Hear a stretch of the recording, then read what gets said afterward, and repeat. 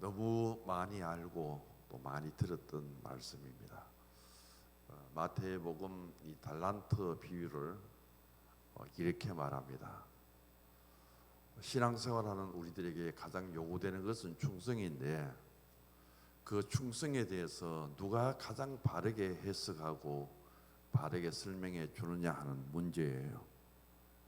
그런데 그 충성에 대한 문제를 가장 바르게 해석해 주시는 분이 계시는데 그분이 바로 예수님이시다. 그래서 달란트 비유를 통해서 이렇게 말합니다. 예수님의 충성 이야기. 예수님이 우리에게 믿음을 통해서 충성된 신앙을 살기를 원하는데 무엇을 예로 들어서 예수님이 말씀해 주셨는가 하면은 마태복음에서는 25장의 달란트 비유를 통해서, 누가복음에서는 19장 문화 비유를 통해서 예수님이 말씀하시는 충성에 대한 이야기, 그것을 오늘 우리에게 다시금 상기시켜 주고 있습니다. 신약 성경을 기록한 언어가 헬라어예요. 이 헬라어에는 충성이라는 단어가 만들어지기 전에 믿음이라는 단어가 먼저 만들어졌습니다. 아마 믿음이라는 단어가 없었다면 충성이라는 단어는 생기지 않았을지도 모르죠. 왜냐하면 피스티스라고 하는 믿음이라는 단어를 만들어 놓고 보니까 믿음 있는 사람들의 그 신앙의 삶의 모습이 충성스럽더라는 거예요. 믿음 있는 사람이 충성하더라는 거예요. 그래서 헬라어 원어를 통해서 보면은 믿음 있는 사람은 충성하게 되어 있고, 열심히 신앙적으로 충성을 잘하고 있습니다. 그 사람을 보니까 참 믿음이 있는 사람이더라. 그래서 피스티스와 피스토스는 바로 파생된 언어예요. 믿음에서 파생된 것이 충성입니다. 그래서 믿음과 충성은 끊어질 수 없는 관계 속에 있고, 믿음이 있으면 충성합니다. 충성합니까? 믿음이 있는 사람입니다. 그렇게 연결시키고 있습니다. 뜻글자인 하문을 보면은 마음심자 위에 가운데 중자가 중심을 잘 잡고 있는 것이 충성이라는 단어입니다. 충성 충자입니다. 앞에 말씀 원변에 이룰 성자를 써서 바로 성자를 우리에게 보여주죠. 내가 말로, 언어로 고백하고 내가 입으로 선언하고 선포된 그 말이 내 삶과 실천 속에 이루어지는 그때까지, 그때의 마음, 처음 마음을 절대 변치 않고 마음의 중심을 끝까지 잘 지키는 그것이 바로 뭐냐? 충성이라는 거죠. 믿음으로 결단하고 고백했다면은 내가 하나님께 충성하겠습니다, 헌신하겠습니다, 믿음으로 살겠습니다. 그것이 나의 신앙과 삶을 통해서 성취될 때까지, 이루어질 때까지 내 마음이 흔들리지 않고 어떤 환경 속에서도 마음 중심을 잘 잡는 것이 바로 뭐냐면은 충성이라는 겁니다. 우리는 오늘 본문을 너무 많이 보았고 또 알고 있는 내용입니다.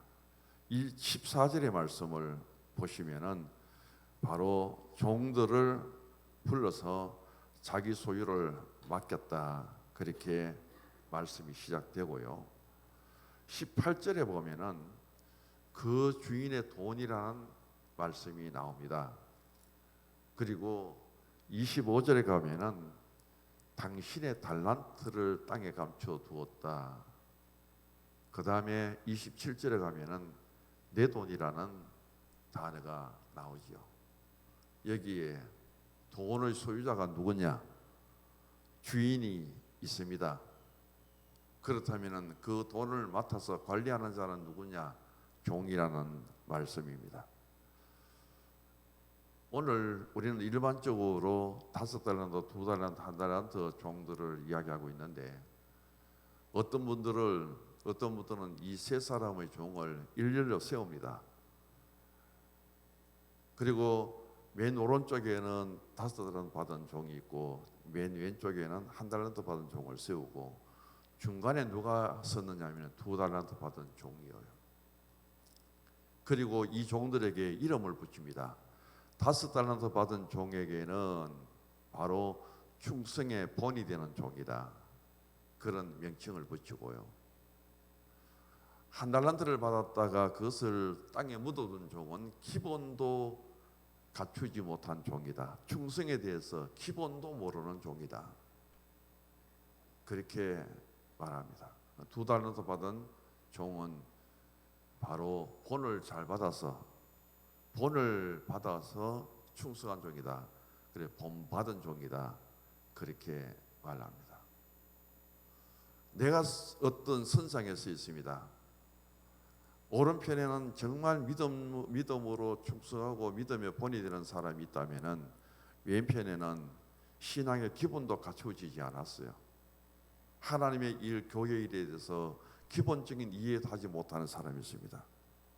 그럼 나는 복판에 서가지고 오른쪽 정도 볼 수 있고 왼쪽 정도 볼 수 있습니다.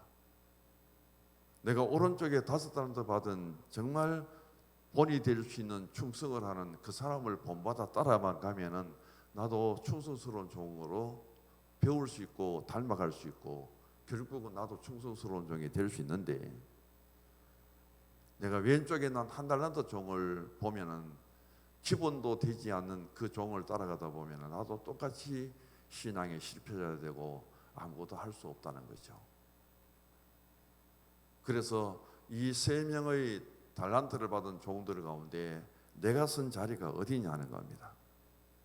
5달란트를 받은 그 종의 자리에 있다면은 이분은 신앙에 있어서 가장 본이 되는 사람이에요.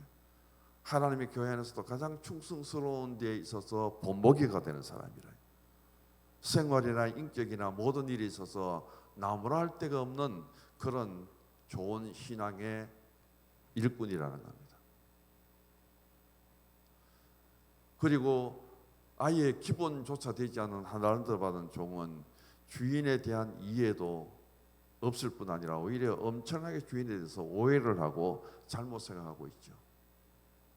그러면 나는 오늘 신앙의 중간에 서서 누구를 바라보며 신앙생활하고 있고 누구를 배우려고 누구를 통해서 신앙의 교훈을 받으며 살아가고 있느냐는 거예요. 그 사람이 사실적으로 오늘 하나님의 교회 안에서 충성의 본이 되는 그분을 따라가고 그분이 하는 일과 동참하고 그분처럼 신앙으로 나아가다 보면은 정말 하나님의 교회 안에서 좋은 신앙, 충성에 대한 신앙을 나도 본받아서 나도 좋은 충성스러운 일꾼이 될 수 있는데, 왼편에 1달란트 받은 종처럼 기본도 되지 않는 그 사람만 바라보고 아이고 저 정도 저렇게 하는데 난들 안 하면 어떨까? 저거는 아예 기본도 없고 예의도 없는데 그래도 나는 연륜도 있고 이만큼 하고 있지 않느냐 하고 그렇게 자신을 평가한다면 더 이상 발전이 없죠. 더 후퇴할 수밖에 없고 그런 신앙의 정체성을 우리가 회복할 수 없게 될 겁니다. 또 어떤 성사학자는 보면 이 달란트 비유를 통해서 둘로 나눕니다. 하나는 얻은 자입니다. 오른쪽은 얻은 자예요. 근데 왼편은 잃은 자입니다. 보면 얻은 자는 5달란트, 2달란트를 받은 종은 배를 얻었습니다. 남깁니다. 1달란트 가진 종은 땅에 감추고 그것을 가져오기는 왔는데 나중에 보면 가진 것까지도 빼앗겨버립니다. 그래서 잃어버리죠. 아무것도 그에게는 없습니다. 제가 달란트가 얼마만큼의 어떤 그 가치가 있느냐 찾아보니까요, 1달란트가 33.75kg더라고요.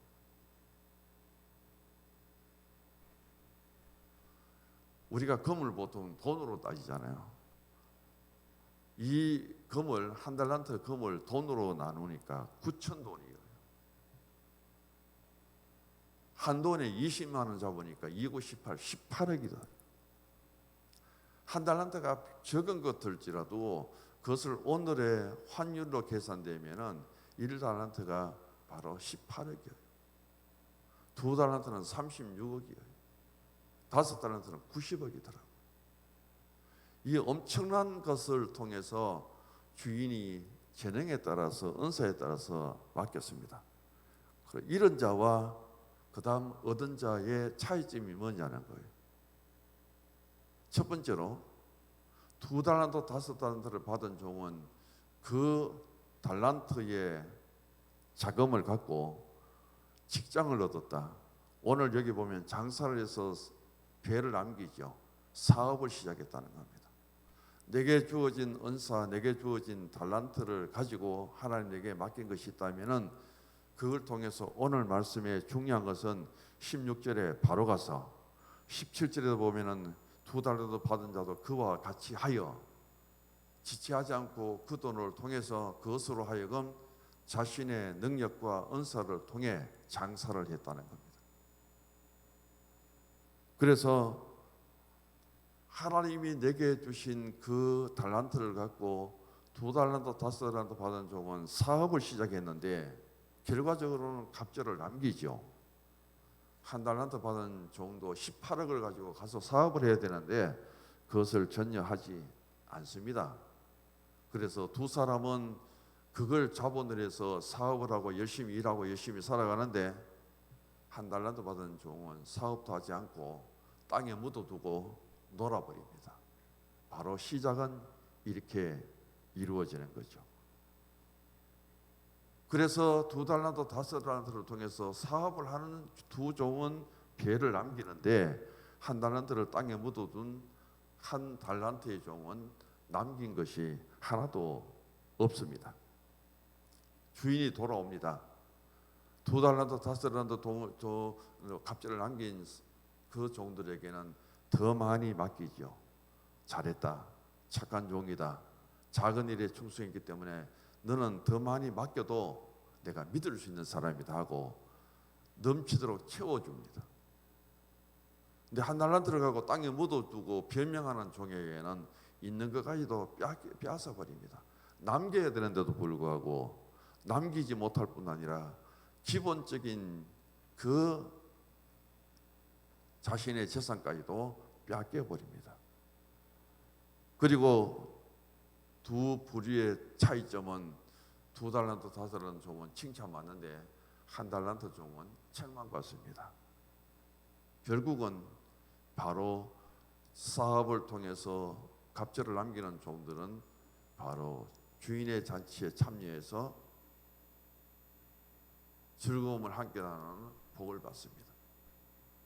여기 즐거움이 언제 즐거움이냐면은 우리 인생의 삶 속에서 잔치도 하고 결혼도 하고 좋은 일들, 즐거운 일들이 참 많이 있지만은 가장 성도에게 극치는 바로 주님 재림 때입니다. 하나님 나팔 소리 들을 때 우리 모두가 주의 이름을 부르며 휴거를 통해서 하나님 앞에 어린 양의 혼인잔치, 그때만큼 즐거움이 없다는 거예요. 그때만큼 우리에게 축제는 없다는 거예요.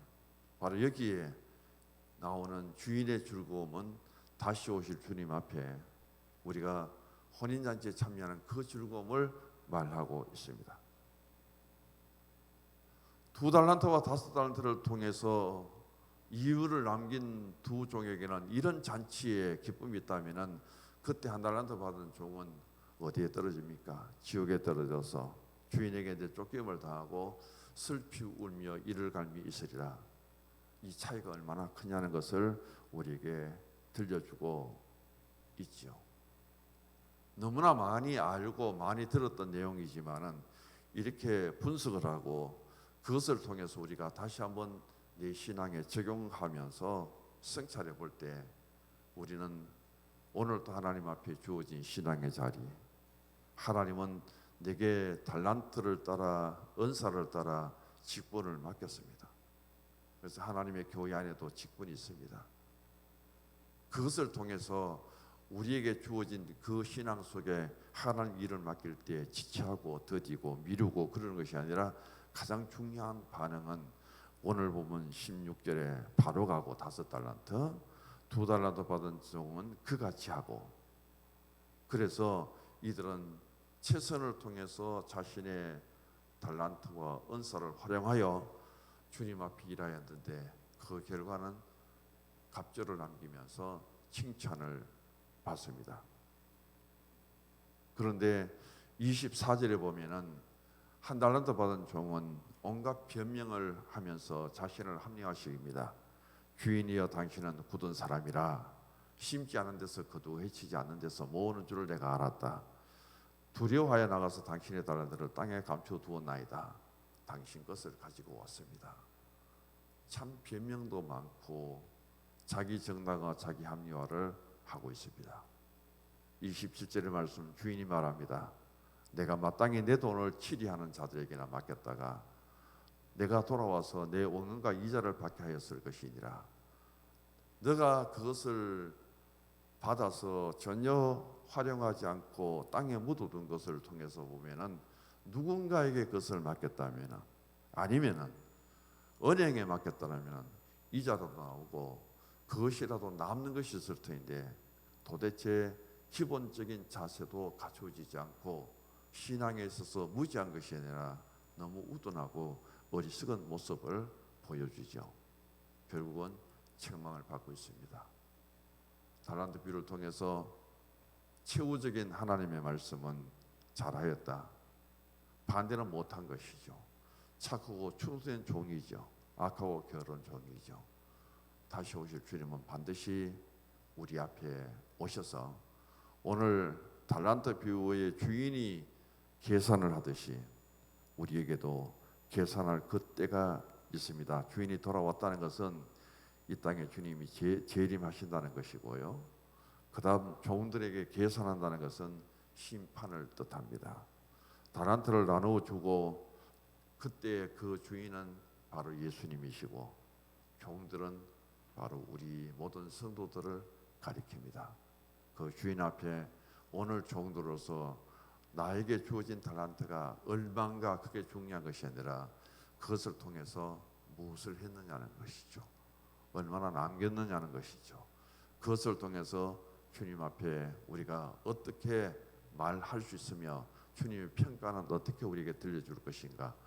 예수님이 충성에 대한 이 이야기를 다시 한번 묵상하면서 주님과 교회를 섬기는 우리 모두에게 충성에 대한 새로운 가르침, 교훈이 될 수 있기를 원합니다. 기도하십시다.